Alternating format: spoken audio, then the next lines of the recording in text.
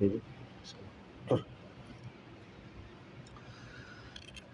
إله إلا الله. قد استعنتك ربي على مداواة قلبي وحل عقدات كربي فانظر إلى الغم ينجال. قد استعنتك ربي على مداواة قلبي وحل عقدات كربي فانظر إلى الغم ينجال. يا ربي يا خير كافي أحلل علينا العوافي فليس شيء ثم خافي عليك تفصيل واجمال. يا رب أنت نصيري فلاقني كل خيري واجعل جنانك مصيري واختم بالإيمان الآجال. يا رب أنت نصيري فلاكني كل خيري واجعل جنانك مصيري واختم بالإيمان ناجال. وصل في كل حالة على مذيل الضلالة من كلمته الغزالة محمد حد الدال. والحمد لله شكرا على نعم منه تترى نحمد سرا وجهرا وبالغدايا والآصال. اللهم صل وسلم وبارك عليه وعلى آله. الحمد لله ثم الحمد لله حمدا لربنا خصنا بمحمد صلوات الله وسلام عليه وعلى آله. اللهم صل على سيدنا محمد زين الوجود صاحب المقام المحمود معدن الكرم والجود وعلى آله وصحبه أجمعين. Alhamdulillah, segala puji bagi Allah Subhanahu wa taala. Selawat dan salam ke atas junjungan besar bagi Nabi Rasulullah sallallahu alaihi wasallam. Alhamdulillah, tuan-tuan, ayahanda, saudara muslimin yang dirahmati Allah Subhanahu wa taala. Alhamdulillah, kita masih lagi diberikan kesihatan yang baik, diberikan nikmat keamanan, nikmat kelapangan, nikmat untuk terus bekerja sehari-harian, nikmat untuk mencari nafkah, nikmat untuk terus belajar, nikmat untuk bekerja. Alhamdulillah. Maka dengan nikmat inilah kita puji Allah Subhanahu wa taala. Ada 3 gambaran orang yang berzikir memuji Allah Subhanahu wa taala. Katanya Sayyidina Habib Umar hafizahullah taala, ada orang ketika memuji Allah, itu pujiannya hanya di lisan semata-mata, hanya di lidah semata-mata, tak masuk ke dalam hati. Menyebut alhamdulillah, menyebut Allahu akbar, hanya sampai di lidah, tak sampai ke dalam hatinya. Ada orang yang kedua, ketika dia berzikir, daripada mulutnya itu ketika dia mengingati Allah, memuji Allah, alhamdulillah, maka daripada mulutnya itu dibawa terasa kenikmatan alhamdulillah itu ke dalam hati. Maka orang yang kedua ni dia berzikir dengan lidah dan masuk ke dalam hati.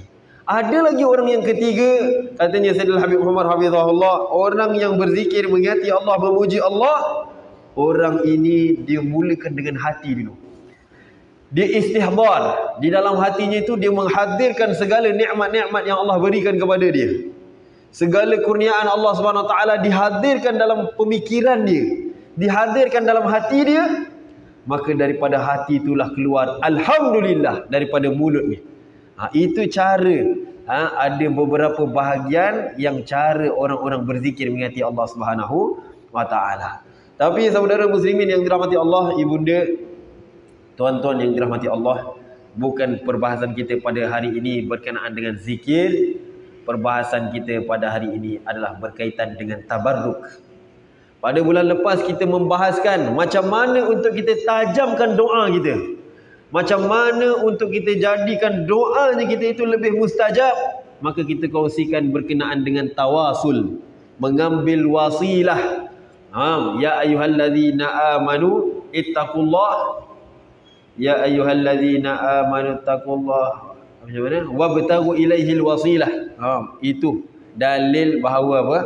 Bahawa boleh seseorang itu bertawasul kepada Allah Subhanahu Wa Taala. Mengambil wasilah, bertawasul. Pada bulan lepas kita dah kisahkan bagaimana Nabi Allah Adam alaihi salam bertawasul. Ya ayyuhallazina amanu taqullaha wabtaghu ilaihil wasilah. Allah Subhanahu Wa Taala sebut dalam Al-Quran, maka ketika menghadap kepada Allah Subhanahu Wa Taala, maka diambil wasilah. Yang kita kisahkan berkenaan dengan ada Nabi Allah Adam alaihi salam memohon keampunan kepada Allah dengan menggunakan wasilah kemuliaan nama Muhammad. Pada bulan lepas kita bahaskan juga berkenaan dengan kaum-kaum Yahudi. Dalam peperangan mereka dengan Bani Ghatafan, mereka ni berdoa kepada Allah untuk diberikan kemenangan berkatnya nama Muhammad, Nabi akhir zaman yang ummi, yang buta huruf. Yang buta huruf, tak erti membaca, tidak erti menulis, yang telah dijanjikan oleh Allah SWT yang bakal diutuskan di akhir zaman. Jadi orang Yahudi ni ketika dia berdoa kepada Allah, Nabi Muhammad belum diutuskan lagi, tapi dia dah menyebut nama Muhammad, berdoa dengan keberkatan nama Muhammad, ya Allah berikan kemenangan kepada kami. Hadis-hadis yang kita dah sebutkan pada bulan lepas berkenaan dengan tawasul. Tapi hari ini apa yang kita nak bahaskan, saudara muslimin yang dirahmati Allah, hari ini kita nak bahaskan satu tajuk yang sering-sering ditanya pada jemaah kita. Ustaz, tawasul ni apa? Istighasah ni apa? Tabarruk ni apa makna tabarruk? Baik, hari ini peluang untuk kita bahaskan secara ringkas. Mudah-mudahan tazkirah ni tak jadi tazkirah dah ni. Jadi perbahasan, tapi kita bawa secara santai insya-Allah.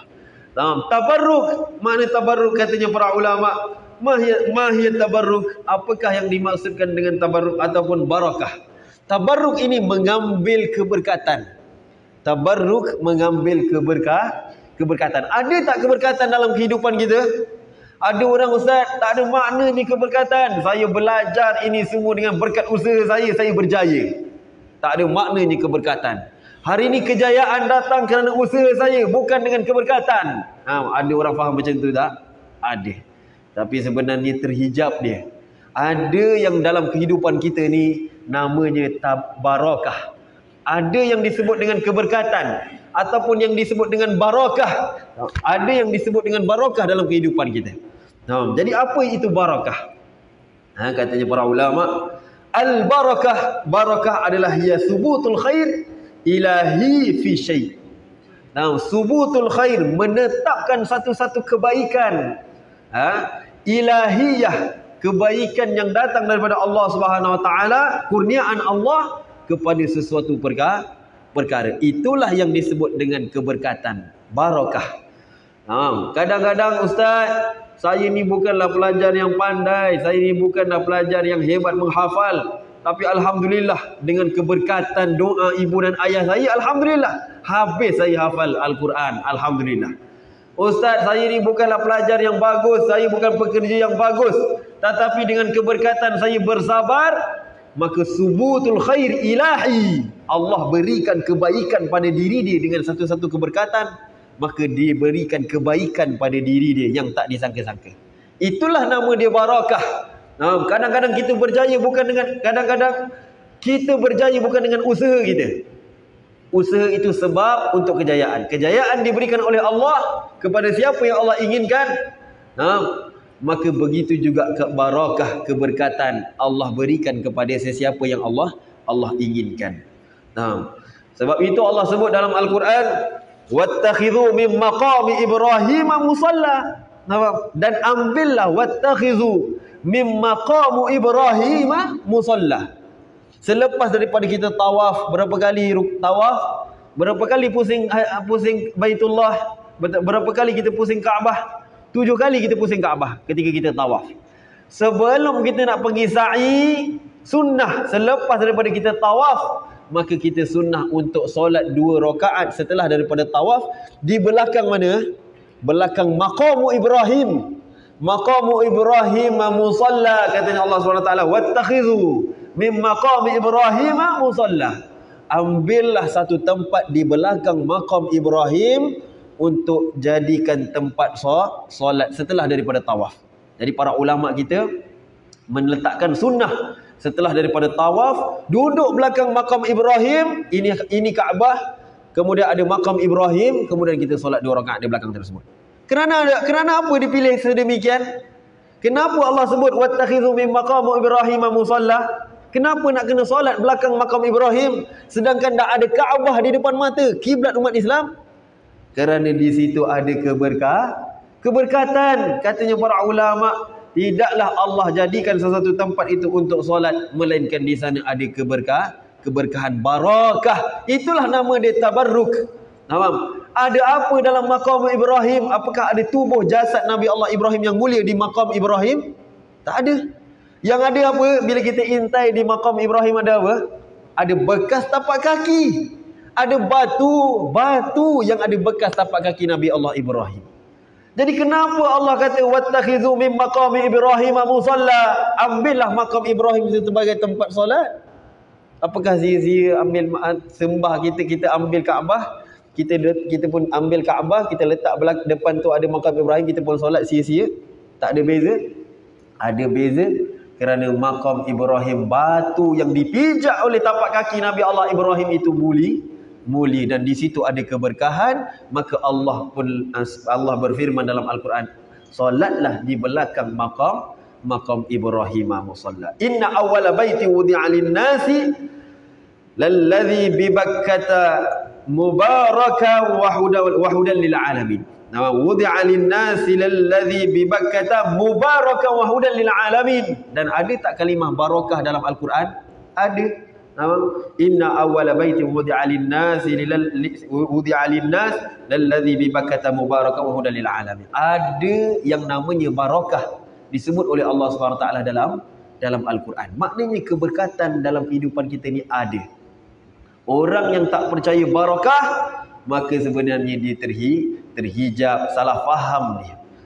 Fihi ayatun bayyinatun maqamu Ibrahim.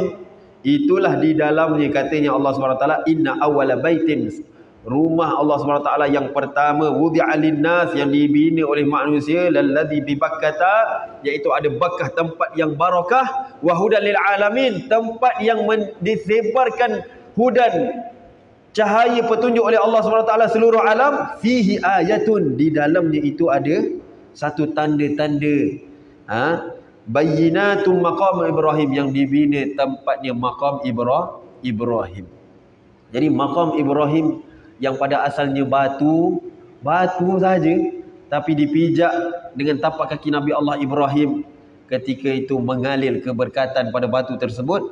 Maka kita manusia-manusia yang akhir ni disunnahkan untuk bertabarruk, solat di belakang maqam Ibrahim. Begitulah yang Allah nak ajarkan kepada kita, bahawa tabarruk, mengambil keberkatan, mencari keberkatan, itu ada dalam agama Islam.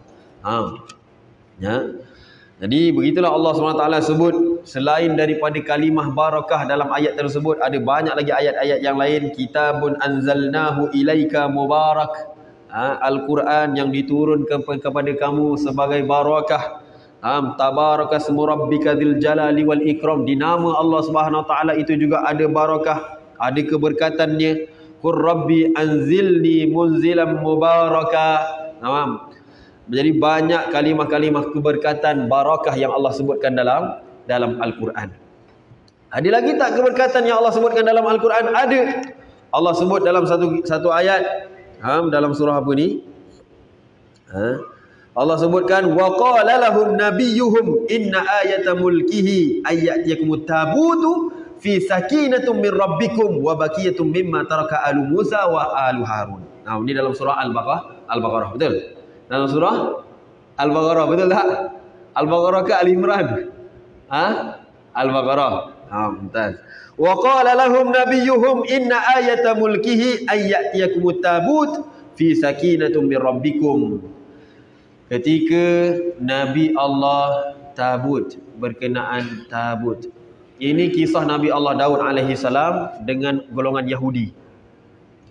Dalam peperangan tersebut, Nabi Allah Daud membantu Talut berperang dengan Jalut. Jalut memimpin satu kaum puak yang zalim, yang mensyirikkan Allah Subhanahu wa taala. Maka Allah hantar Talut, Allah hantar Nabi Allah Daud alaihi salam untuk memerangi Jalut. Ketika dalam peperangan tersebut dibawakan juga satu yang namanya tabut. Tabut ni satu bekas, yang di dalam bekas tersebut ada apa? Wa baqiyatum mimma taraka alu Musa wa alu Harun. Barang-barang yang ditinggalkan oleh nabi-nabi terdahulu. Maka katanya orang-orang Yahudi, ketika dibawa tabut itu dalam peperangan, maka Allah campakkan ketenangan. Fihi sakinatum min rabbikum. Allah campakkan ketenangan pada diri orang-orang Yahudi, Talut pada ketika itu, ketika berperang dengan Jalut. Datang ketenangan dalam diri mereka, datang kekuatan dalam diri mereka. Itulah yang disebutkan dengan barakah. Dalam riwayat yang lain, dalam kitab-kitab sirah kita baca kan, ketika Khalid Al-Walid dalam peperangannya, Khalid Al-Walid ni dalam satu peperangan, ketika dia berperang, maka terjatuh helmet dia. Dia punya topi besi jatuh atas tanah. Kemudian sahabat melihat Khalid Al-Walid, panglima perang, apabila jatuh dia punya helmet di atas tanah tu, dia jadi hilang pertimbangan. Dia pun cari-cari, terkial-kial cari di atas tanah. Maka sahabat tanya, Khalid, apa yang kau cari? Katanya Khalid, aku mencari rambut Rasulullah yang aku letakkan di bawah helmet topi perang aku ni, topi besi perang aku ni, sebagai tabarruk, mengambil keberkatan daripada rambut Rasulullah sallallahu alaihi wasallam. Jadi begitulah tabarruk. Ada tak dalam syariat Islam? Ada yang disebutkan tabarruk dalam syariat Islam. Maka sebegitulah kita hamba-hamba Allah SWT yang banyaknya melakukan kesilapan, yang banyak melakukan kesalahan, maka ambillah keberkahan-keberkahan, kebaikan-kebaikan ilahi yang kita sebutkan tadi. Subutul khair ilahi fi syai'. Mensubutkan, menetapkan satu-satu kebaikan yang mengalir, kebaikan ilahi daripada Allah SWT mengalir kepada satu-satu perkara. Dan kebaikan ini bukan mengalir daripada manusia yang hidup sahaja, bahkan keberkahan ini mengalir daripada benda-benda yang jamid, daripada batu. Kenapa orang cium Hajarul Aswad, batu? Batu ada kebaikan apa-apa tak? Tak ada, tak bergerak dia. Tetapi kenapa orang mencium Hajarul Aswad? Kerana ada barakahnya di situ. Subutul khair ilahi fi syai'. Ada keberkahan di situ, maka umat-umat manusia pun mencium kepada Hajarul Aswad. Katanya Sayyidina Umar kepada Hajarul Aswad, wahai batu, kalaulah Rasulullah tidak mencium kau, nescaya aku pun tak cium kau. Begitulah sesuatu perkara yang Allah meletakkan ada keberkahan, maka benarlah di situ membolehkan kepada kita umat manusia untuk bertabarruk dengan sesuatu perkara. Jadi yang tabut tu tadi, apa yang ada di dalam tabut? Tabut tu tadi ada na'al, ada dua capalnya Nabi Allah Musa alaihi salam, dan tongkat wa asahu wa imamah Harun, tongkat dan dan serban Nabi Allah Harun, dan beberapa perkara lagi yang berada di dalam tabut. Jadi sebab itu ketika Nabi Allah Daud alaihi salam membantu Talut, orang-orang Yahudi berperang dengan Jalut, maka di situ ketika dia bawa tabut itu memberikan sakinah, memberikan ketenangan kepada mereka yang berjuang dengan nama Allah Subhanahu Wa Taala. Itulah yang disebutkan dengan barakah tabarruk. Berbetulan dengan solidariti kita berkenaan dengan Palestin. Ustaz, macam mana bolehkah kita menunjukkan kebencian kita kepada Yahudi yang membunuh orang-orang di Palestin? Begitulah katanya Rasulullah sallallahu alaihi wasallam, antara orang-orang muslim ini, mereka ni seperti saudara. Mereka ini seperti satu jasad. Idza ishtakahu minhu abun. Ketika ada anggota-anggota lain yang mengadu kesakitan, maka terasalah anggota-anggota yang lain akan kesakitan tersebut. Begitulah kita dengan saudara-saudara kita yang berada di Palestin. Mereka yang berjuang mempertahankan agama Allah Subhanahu Wa Taala, mempertahankan maruah Islam. Ketika mereka bermati-matian, maka kita pun menunjukkan solidariti kita. Maka itu dituntut di dalam Islam. Tunjukkan bahawa sokongan kita kepada mereka, apa pun bentuk sokongan, yang penting tidak melampaui batas. Macam mana contoh melampaui batas? Kita nak tunjukkan sokongan, kita pun berarak, bawa dengan kayu, campakkan, merosakkan harta benda, itu melampaui batas. Benda yang baik maka diiringi dengan perkara-perkara yang baik, jangan dicemari dengan perkara-perkara yang berlawanan dengan syariat, yang melampaui batas. Begitulah kita menunjukkan solidariti. Dan teruslah kita menunjukkan solidariti kita dengan berdoa, dengan kunut nazilah, dengan boikot yang kita lakukan secara berhemah. Ustaz, doa saja tak cukup. Doa senjata orang mukmin. Teruskan berdoa seperti mana yang kita bahaskan pada bulan lepas berkaitan dengan tawasul. Kemenangan yang kita peroleh bukan dengan teknologi. Kemenangan yang umat Islam akan peroleh di akhir zaman bukan dengan ramainya tentera, bukan dengan hebatnya teknologi, bukan dengan canggihnya peralatan. Kemenangan datang daripada Allah, keberkatan doa-doa orang-orang yang soleh, doa orang-orang yang lemah, doa orang-orang yang uzur. Itulah doa-doa mereka menjadi sumber kemenangan. Kita lihat bagaimana peperangan yang berlaku di zaman Rasulullah SAW. Dalam 27 peperangan yang dipimpin oleh Rasulullah dan para sahabat yang lain, hanya beberapa peperangan sahaja yang Islam ni lebih ramai daripada kaum musyrikin. Selebihnya semua kaum musyrikin lebih ramai daripada kaum muslimin. Tentera mereka lebih canggih daripada kaum muslimin. Tetapi apa yang memberikan kemenangan kepada mereka? Yang memberikan kemenangan kepada mereka adalah doa orang-orang, doa Rasulullah SAW, doa orang-orang Islam pada ketika itu. Jadi doa adalah silahul mukmin. Doa adalah senjata yang paling kuat dalam kalangan orang-orang mukmin. Jadi kita terlari tajuk ni kan. Jadi tabarruk ni ada lagi tak tabarruk? Tabarruk ni ada. Ustaz, bagaimana kita boleh bertabarruk? Apa lagi dalil-dalil tabarruk selain daripada Al-Quran? Tabarruk. Lari tajuk kita masuk balik tajuk kita kan. Tabarruk ini pernah dilakukan oleh sahabat radhiyallahu taala anhum. Ketika Rasulullah sallallahu alaihi wasallam sedang tidur, datangnya Ummu Sulaim, ibu kepada Anas bin Malik. Ketika itu datang Ummu Sulaim, dia pun ambil qarurah ni satu botol. Botol tersebut dilalukan kepada tubuh Rasulullah sallallahu alaihi wasallam ketika Rasulullah sedang tidur. Maka ketika itu Rasulullah terkejut Rasulullah. Maka Rasulullah pun tanya, "Mahadha ya Ummu Sulaim? Apa ni yang kau buat ya Ummu Sulaim?" Maka Ummu Sulaim pun kata apa? Aku ingin mengambil keberkatan daripada engkau untuk anak-anak kami ya Rasulullah. Dia ambil apa? Dia ambil satu botol kecil, dilalukan di atas tubuh Rasulullah untuk ambil apa? Ambil peluh Rasulullah.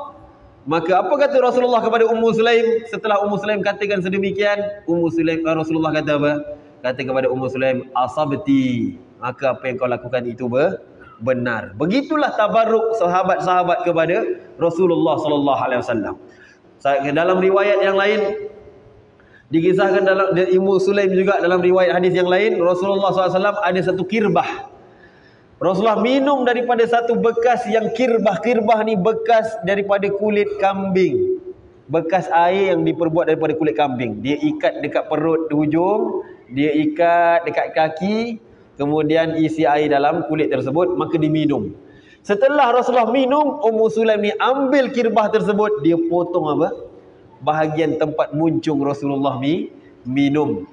Begitulah katanya Ummu Sulaim, aku mengambil keberkatan daripada Rasulullah untuk anak-anak kami, maka diambilkan kirbah tersebut, tempat Rasulullah minum. Tempat yang terkena mulut Rasulullah itu dipotong, maka disimpan oleh Ummu Sulaim. Diambil oleh Ummu Sulaim tempat yang terkena bibir Rasulullah sallallahu alaihi wasallam. Itulah nama dia tabarruk. Itu tabarruk tak? Itu namanya tabarruk. Maka tabarruk mengambil keberkatan di dalam Islam ini ada. Dalam satu riwayat, Rasulullah SAW pergi melaksanakan umrah, i'tamara Rasulullah SAW, maka Rasulullah pun bercukur. Ketika Rasulullah bercukur, diriwayatkan dalam para ulama kita, tidak ada satu rambut pun yang jatuh terkena kepada lantai, melainkan rambut-rambut tersebut ditadah oleh para sahabat. Begitulah dalilnya bertabaruk, mengambil keberkatan sahabat daripada Rasulullah sallallahu alaihi wasallam. Dalil keberkatan ambil untuk kita solat di makam Ibrahim yang batu. Dalil kita ambil keberkatan daripada Rasulullah sallallahu alaihi wasallam. Ustaz, itu khusus untuk Rasulullah sahaja. Setelah kewafatan Rasulullah dah tak ada dah tabaruk-tabaruk. Itu pun pemikiran yang terhalang, yang terhijab daripada kebenaran. Ada tak tabaruk selain daripada Rasulullah sallallahu alaihi wasallam? Ada. Bertabaruknya Imam Syafi'i bertabaruk dengan Imam Ahmad bin Hanbal. Satu hari Imam Ahmad bin Hanbal dalam zaman tersebut berlakunya fitnah bahawa yang mengatakan Al-Quran ini adalah makhluk. Zaman Imam Ahmad Hanbal, zaman Imam Syafi'i, ada berlaku fitnah yang besar. Kerajaan tersebut, siapa yang mengatakan Al-Quran ini bukan makhluk, maka dipenjarakan para ulama'nya. Maka Imam Ahmad bin Hanbal mengatakan apa? Mengatakan Al-Quran ini bukan makhluk, maka ditangkap dalam penjara, dilibas, diseksa oleh pemerintah pada ketika itu. Kemudian ini kita ringkaskan cerita. Ada nas-nas dia ada dalam kitab lagi, insya-Allah kita terjemah terus kan. Kemudian Imam Syafi'i bermimpi. Stop dulu mimpi. Kemudian Imam Syafi'i mengutuskan anak muridnya Rabi' untuk bertemu dengan Imam Ahmad Hanbal. Bertemu dengan Imam Ahmad Hanbal, bawa satu surat. Ketika Rabi' ni bertemu dengan Imam Ahmad Hanbal, dalam satu surat tersebut, setelah daripada menunaikan solat sunat, solat fajar, maka Imam Ahmad Hanbal pun berkata dengan Rabi', apa yang kau bawa ni Rabi'? Maka Rabi' pun kata, ini adalah penulisan surat daripada guru kita Imam Syafi'i. Maka katanya Imam Ahmad Hanbal kepada Rabi', apakah kau dah baca dia? Katanya Rabi', aku belum baca. Maka Imam Ahmad Hanbal pun buka bacaan tersebut, surat tersebut. Ketika dibaca, ya Aba Abdillah, Rabi' pun tanya kepada Imam Ahmad Hanbal, wahai Imam, apakah yang ditulis oleh Imam Syafi'i? Maka katanya Imam Ahmad Hanbal, yadhkur annahu ra'a Rasulullah SAW fil manam. Menulis katanya Imam Syafi'i kepada Imam Ahmad Hanbal, dia telah melihat Rasulullah SAW di dalam tidurnya. Maka Rasulullah SAW pun perintahkan kepada Imam Syafi'i, uktub ila Abi Abdillah, tulislah surat kepada Imam Ahmad Hanbal, waqra' alaihi minni salam, dan kirimkan salam aku kepada Imam Ahmad Hanbal. Kemudian begitu Imam Syafi'i pun minta kepada Rabi' untuk ambil baju yang dipakai oleh Imam Ahmad Hanbal. Baju yang dipakai oleh Imam Ahmad Hanbal ketika dikurung dalam penjara, yang ketika diseksa oleh pemerintah, baju tu diambil bawa balik, ditukarkan dengan baju yang lain. Maka baju tu katanya Imam Syafi'i, katanya para ulama disebutkan di sini, baju tu ketika aku ada sakit dan apa-apa penyakit yang datang, aku akan ambil baju tersebut, direndamkan di dalam air, diperahkan baju tersebut, maka aku akan minum daripada air baju tersebut. Itu tabarruk ke tidak? Tabarruk. Begitu banyaknya dalil tabarruk mengambil keberkatan di dalam Islam. Maka berlumba-lumbalah kita bertemu dengan orang-orang soleh, orang-orang yang berjuang di jalan Allah Subhanahu Wa Taala, mengambil keberkatan daripada mereka. Sebab itu daripada dulu lagi guru-guru kita ajar, ziarah para ulama, ziarah orang-orang soleh, minta doa daripada mereka. Itu nama dia tawasul, minta barakah. Ziarah tu nama mengambil keberkatan. Moga-moga kita ziarah tu mengalir keberkatan ni. Orang-orang soleh ni yang ketika mereka bertawajuh kepada Allah, ketika mereka ni bertawajuh, bermujahadah menuntut ilmu, moga-moga mengalir mujahadah mereka tu, semangat mereka tu dalam diri kita. Banyak lagi dalil-dalil tabaruk yang lain, tak sempat kita nak bahaskan di sini.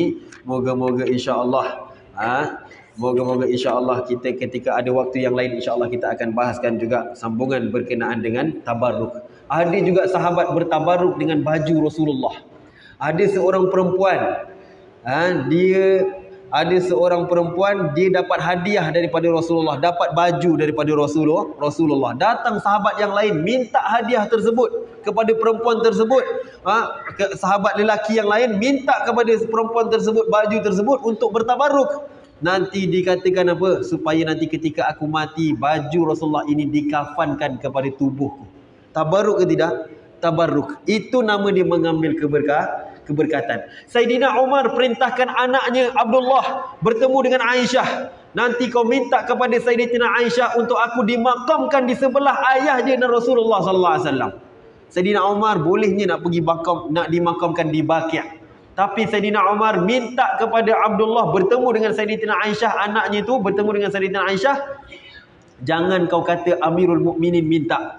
Kata kepada Sayyidatina Aisyah, kata Umar minta izin untuk nanti dimakamkan di sebelah Abu Bakar, di sebelah Sayyidina Rasulullah sallallahu alaihi wasallam. Untuk apa ditanamkan di sana? Apa beza tanam di Baqi' dan tanam sebelah Rasulullah? Beza keberkatan. Disitulah Sayyidina Umar memikirkan mengambil keberkatan ketika ditanam, maka ingin dia ditanam, dikebumikan di sebelah Rasulullah sallallahu alaihi wasallam. Jadi insya-Allah mudah-mudahan kita semua dirahmati Allah Subhanahu wa taala, mengalir keberkatan para ulama, mengalir keberkatan Rasulullah SAW, para sahabat ke dalam diri kita, bermujahadah kita, bersungguh-sungguh dalam menuju Allah Subhanahu wa taala. Wabillahi taufik wal hidayah. Wassalamualaikum warahmatullahi taala wabarakatuh.